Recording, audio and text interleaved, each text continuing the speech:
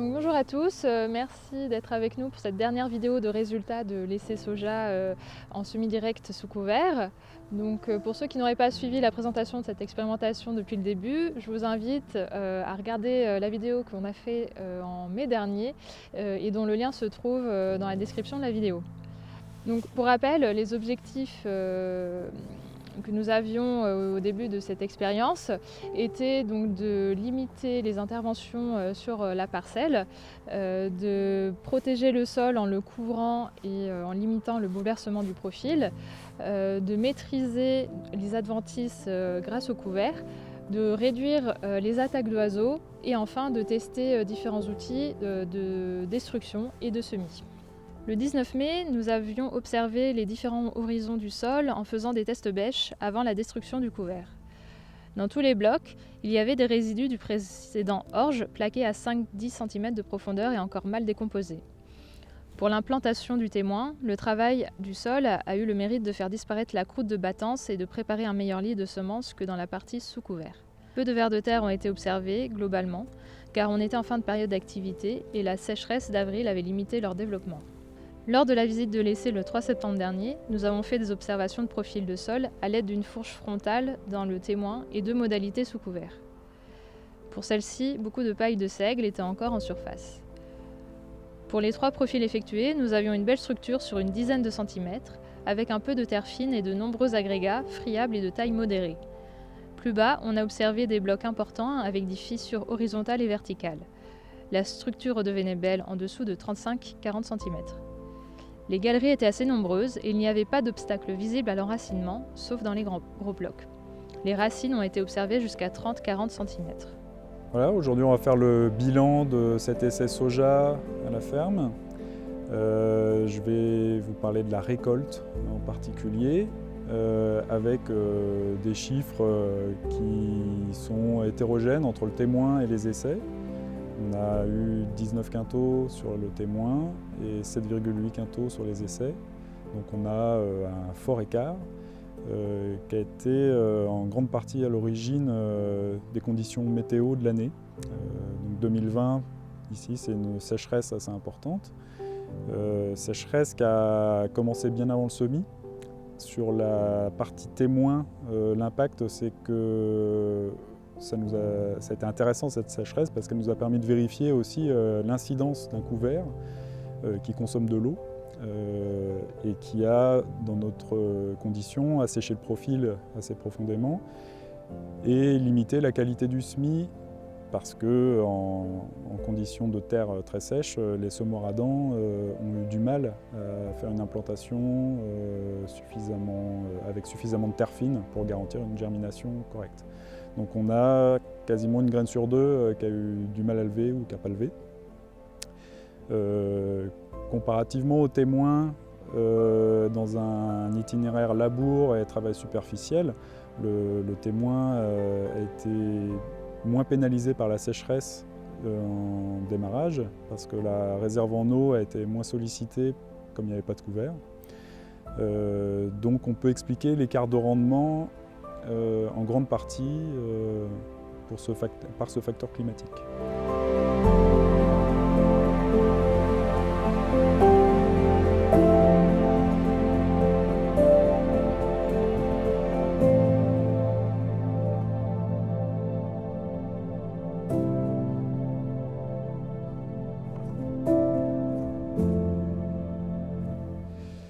Pour ce qui est de la récolte en elle-même, le soja a donc sa première gousse qui est près du sol. La moissonneuse batteuse on a eu des difficultés sur le couvert, sur les résidus du couvert, parce que les pailles longues de seigle, bien qu'étant couchées dans le sens du semis, donc aussi dans le sens de la récolte, avaient tendance à accrocher le fond de coupe. Et on avait tendance un peu à faire bulle avec la coupe de moissonneuse. Donc l'obligation de relever un petit peu la coupe et on n'a pas réussi à avoir les premiers étages de gousse, ce qui était plus facile dans le témoin. Voilà. Donc ça a une incidence forcément sur le rendement, hein, parce que les premiers étages sont importants, sont des déterminants importants là, sur le facteur rendement. Sinon, après, sur la conduite en elle-même de la culture et de la récolte, il n'y a rien eu de très très différent entre les différentes modalités. Donc sur l'essai, malgré une incidence climat qui nous apporte un rendement de récolte à la fin qui est vraiment peu élevé, hein, 7,8 quintaux, l'objectif de l'essai est atteint et c'est même plutôt intéressant de se placer dans des conditions difficiles parce que quand tout va bien, on ne voit pas grand-chose. L'intérêt pour nous de cet essai était de vérifier qu'un semoir de semi-direct, un vrai semoir de semi-direct, mais qui soit très simplifié, réussissait à passer dans un couvert pour le coup très développé, là du seigle qui faisait plus d'1,60 m de haut. Donc on a pu vérifier les limites et les réussites aussi de ces semoirs-là. Alors effectivement, les semoirs à dents, sans surprise, sont mis en difficulté avec des tiges longues et ligneuses du seigle. Malgré tout, on s'est rendu compte aussi que s'il y avait des bourrages, les bourrages étaient pas si importants que ça dès qu'on était dans des parties, des zones de la parcelle où le couvert était un petit peu moins développé. Et un petit peu moins développé, c'était quand même du seigle qui était entre 1 m et 1,30 m. Donc ça veut dire que sur d'autres espèces de couverts, moins ligneuses et plus courtes, on a des semoirs qui potentiellement passent très bien.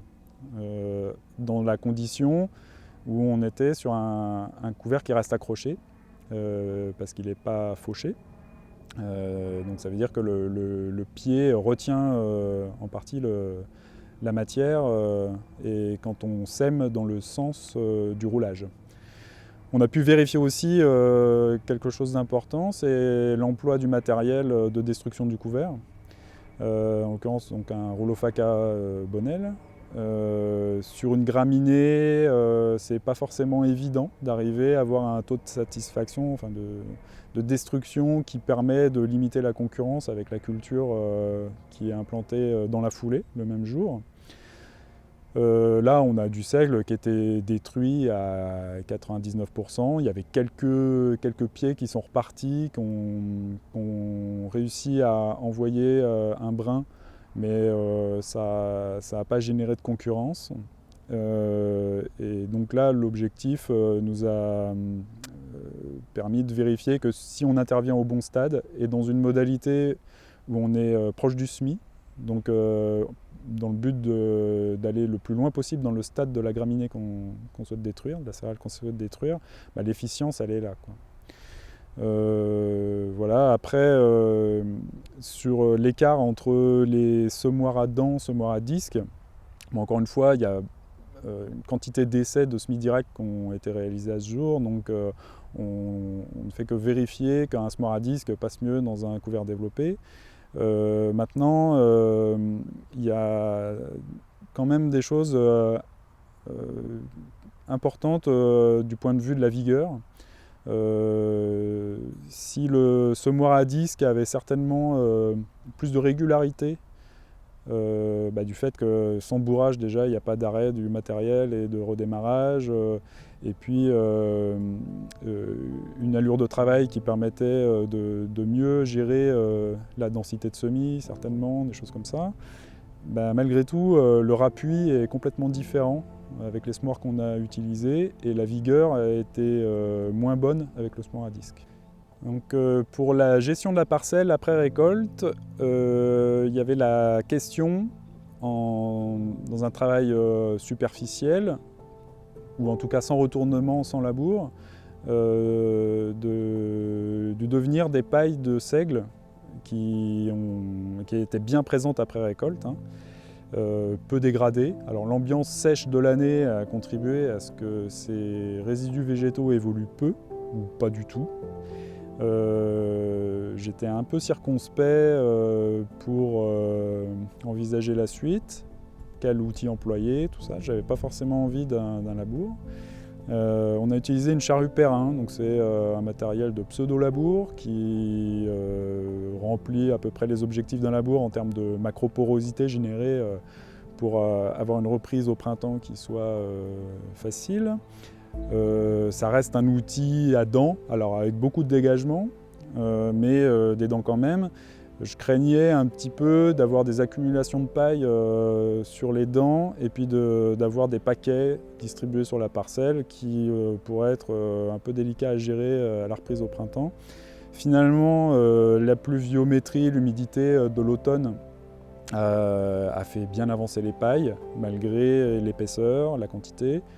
Et la vie du sol aussi est évidente, hein. On a fait des trous pour constater quand même une présence de vers de terre, de champignons, etc. qui sont bien actifs. Du coup, on n'a pas eu de difficultés particulières pour reprendre la parcelle après récolte et ce qui reste en surface sera géré facilement au printemps. Donc la suite, c'est à nouveau du soja. Parce que ça fait un petit peu partie de ce qu'on souhaite vérifier, même si dans un itinéraire bio, 2 fois la même culture n'est pas forcément une stratégie qu'on cherche à mettre en œuvre pour des questions d'enherbement. Là, dans le cas du soja, et de façon un peu opportuniste, là on avait une parcelle relativement propre, avec très peu d'intervention de désherbage. Et dans ce cas-là, refaire un deuxième soja derrière, c'est tout à fait envisageable, avec l'intérêt de se dire qu'on va bénéficier des bactéries propres au soja sur la deuxième implantation. Donc on inoculera quand même la semence, mais on peut espérer avoir un peu plus de punch au démarrage avec le même précédent. On fera également un essai de densité, donc densité sur le rang, donc pour vérifier qu'on est dans les bons créneaux sous nos latitudes de densité de semis. Ce qui m'intéresse plus particulièrement, c'est